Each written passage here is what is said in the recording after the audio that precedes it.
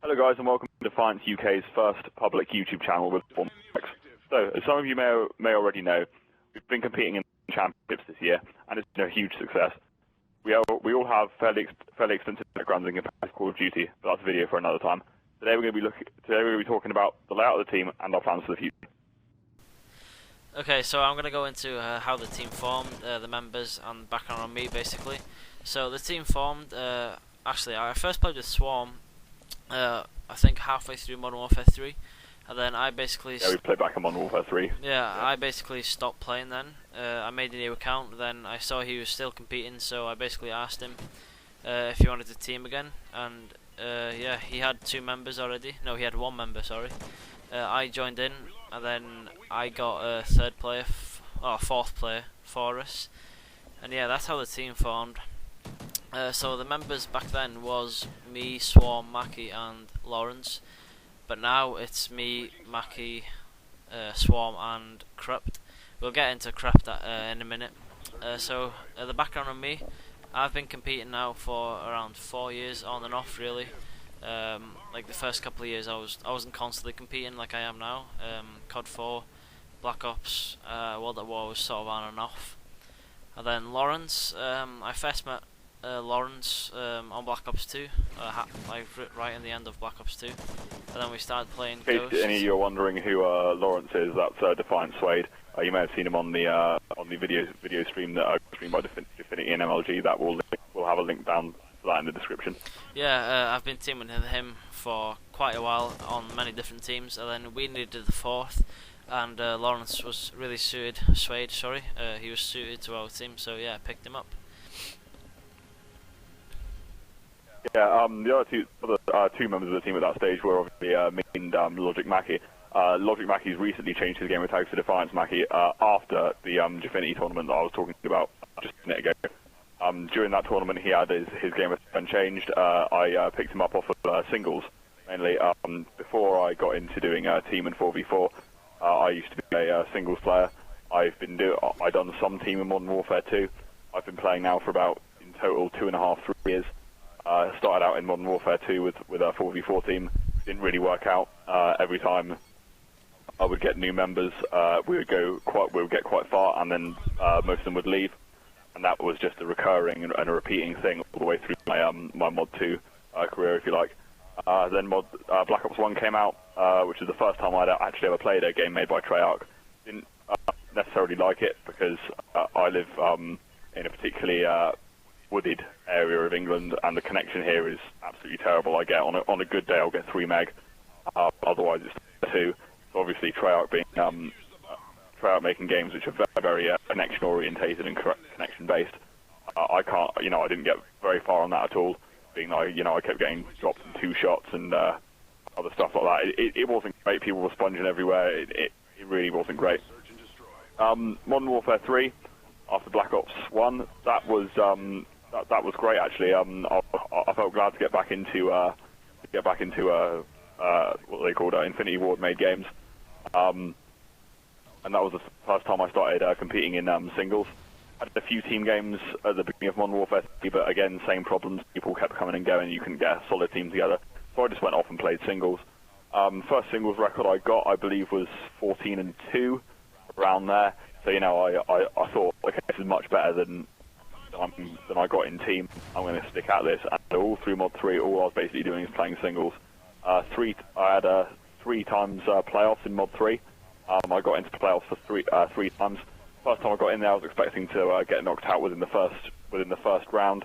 Actually, didn't happen. I managed to get to semi-finals before I got knocked out, and each time I got knocked out, it was always 4-3 on the 3rd map.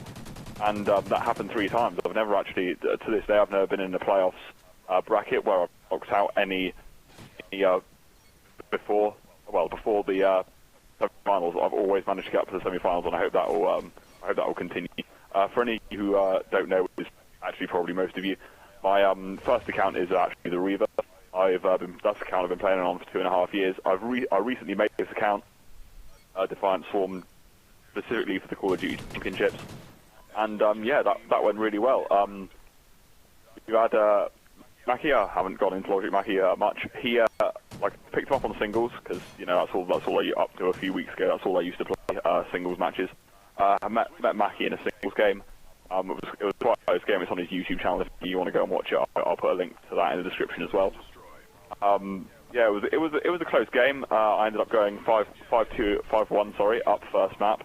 I went out and brought it back 6-5, which is really awkward for me. Yeah, I noticed he done a YouTube. He was saying in his videos that he wanted to competitive team going and get good at competitive Call of Duty involved, specifically centered around the team. So I after I disputed him, I gave him the win for it because I don't normally dispute people. It's just I was a bit pissed when I lost that particular match. And I said to him, do you want to set up a team for CoD champs? We're probably not going to get anywhere. We're probably going to get knocked out in the first round. But do you want to see where it goes? And he said, yeah. He was fine with that. And so we went off and made the team. So that's me and Mackie's background. Yeah. So the fourth topic you want to cover is CoD champs, isn't it? Are you going to get more into detail on CoD champs?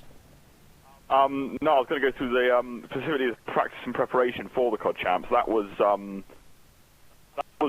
quite funny actually. We only had 2 weeks to prepare for it, and in those 2 weeks, it was mainly just me and Frex here that were turning up to the practice sessions we were doing. All we were doing is DeSoto scrims, GB scrims, and it was all right. Obviously, 2 weeks isn't a lot of time to practice for a tournament as big as the Call of Duty Championships, so it didn't go great. Me and Suede got into a fairly large argument at one stage about whether we should be playing DeSoto or GB. It wasn't by that time a stable team. Yeah, it was a bit Mackie had exactly. It was a bit on and off throughout the practicing that we were doing. I mean, Mackie didn't actually turn up to most of the practice sessions. He turned up 2 days before the Call of Duty Championships were due to be played, and we only had 2 days scrimming with him at most. So we went into the Call of Duty Championships with most of them having practiced in 4v4s for two weeks at very most. 2 of the members only practiced for 2 days, and all of the members in the team aren't really used to playing a competitive team where most of us are doubles players. I'm a very strong singles player, but when it comes to team, it's not.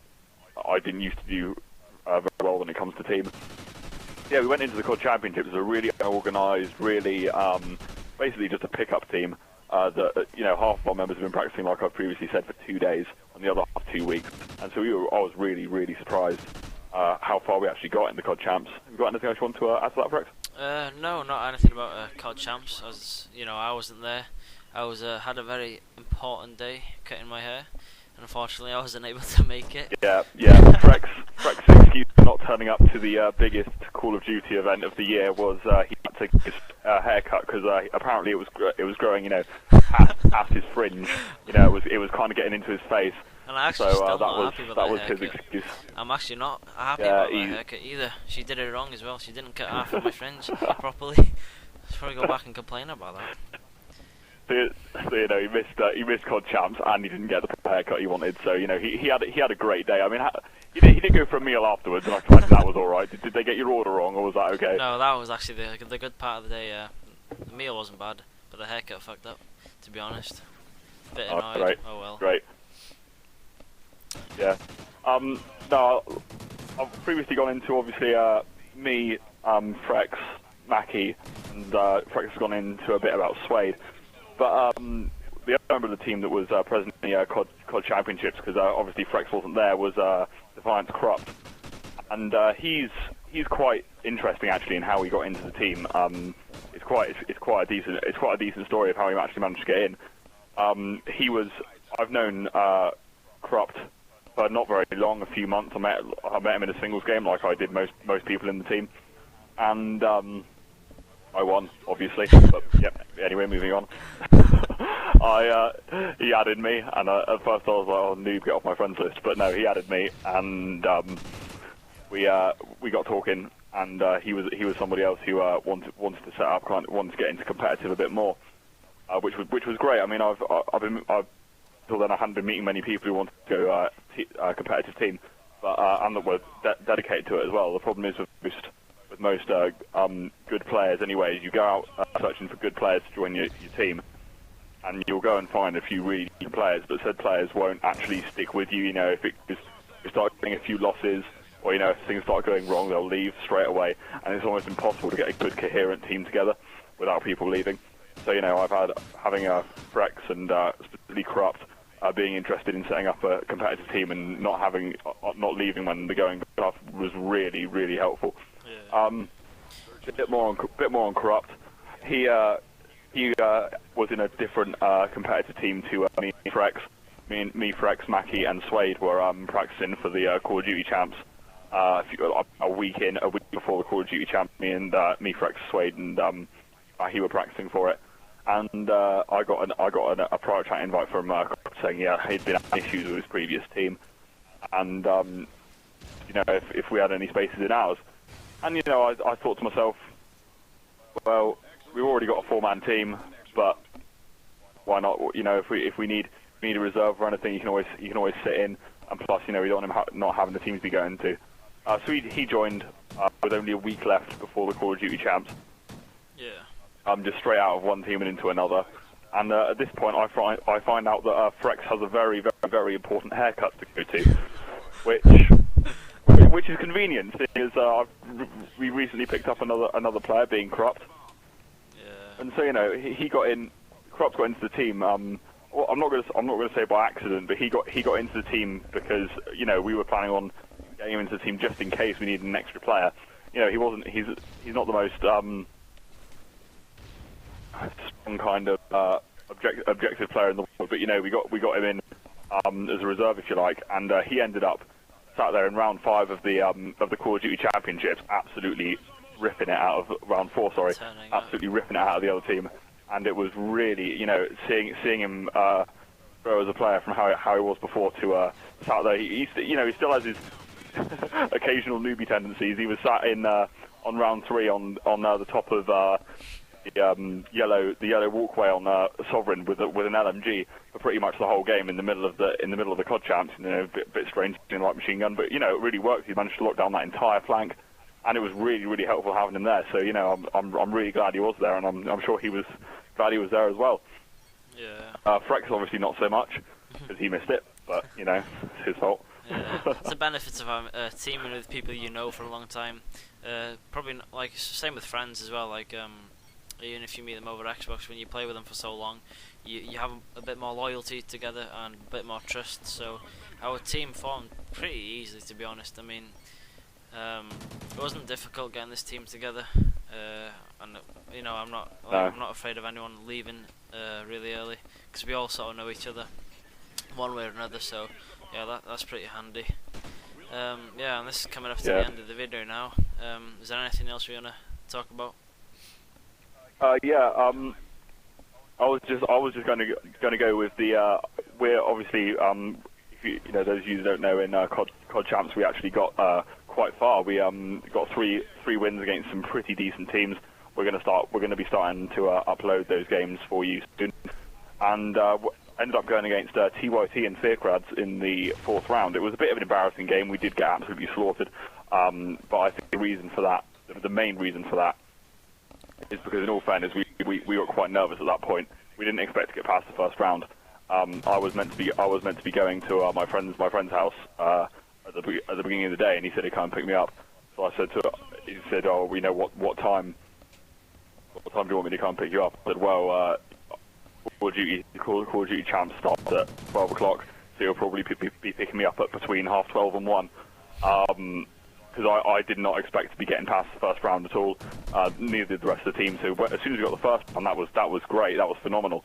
2nd round, we actually won as well, which was brilliant. The 2nd round, we played one of my old teammates, La Supra. He was had a pickup team just like us, and that was, no offence to him, but probably the easiest game of the bracket, to be honest. So that we got past round 2, and that was great. Round 3 was amazing. We played a load of 1K players. They were a great team. They'd obviously been practicing quite a bit, so we thought that would be the end of it. It did get to the 3rd map, the 5th map, sorry. Best of 5 was Call of Duty Champs best of 5. I did get to the 5th map, and we actually managed to take that from them 6-3 in the third search and destroy map. And then obviously went up against Fearcrads, which Jaffinity streamed. Jaffinity TV, that live account came into the lobby, and we thought they were mucking around, the other team were mucking around, trying to make a start with the spectators, so they call us out and stuff. But then we got a message off of them, and Defiant Suede, who was still in the team, who was in the team at that stage, said that he was that he was looking at the live stream and that we were actually being streamed. And he looked at the view count, and we all just froze. All of us just thought, shit, this many people actually watching our game. And at that point we did kind of seize up a bit. We kind of started playing quite floppy because I think it was the nerves mainly. Yeah. I mean, I've been in front of quite a few people playing singles before, but having a few, like what, 50 or 60 people watching nothing compared to the amount of people that were watching the Jaffinity stream, and so that really kind of stuffed us up. I mean, I should have been more used to it than the others, but I seized up pretty much more than anybody else. In Logic Mackie in the first round of domination, like like one of the VP brothers says in the when he was casting it, he got his first kill about a minute into the game, and that just shows it. We were all so nervous and so kind of tensed up about what we were doing. Yeah. You got to take into account as well. It just didn't work. The team you played is a bunch of YouTubers, and they live stream daily, so they had another advantage over you. Like they constantly have people watching them when they live stream. You know what I mean? So yeah. Yeah. No, it was a good game, to be honest. We did actually get a map on them. I know some of you might be thinking, how the heck do you get a map on Fearcrads and TYT? Well, we made them forfeit because they had field orders on, and we did that in the middle of a Gfinity live stream. No shame there at all, really. We just thought, we got the rules wrong, so they're forfeiting that. Had quite a few people giving us hate in the comment section, but oh well, happens. Rules are rules. We'll play by them. They'll play by them. Same thing, really. Fix, you want to mention quickly the things we'll be doing in the next few days involving Twitch, YouTube, Twitter? Yeah. So in the next few days, we're going to set up a proper YouTube, Twitter as well. We're going to try and get that going. We do have it going now, but we're not too active on it. And Twitch as well is going to be coming live soon when Corrupt moves this setup, so he gets better internet and better TV and all that. Because at the moment he's playing on like a 40-inch or 50-inch, so we wouldn't want to be playing really competitive on a 50-inch TV. It's pretty hard to do.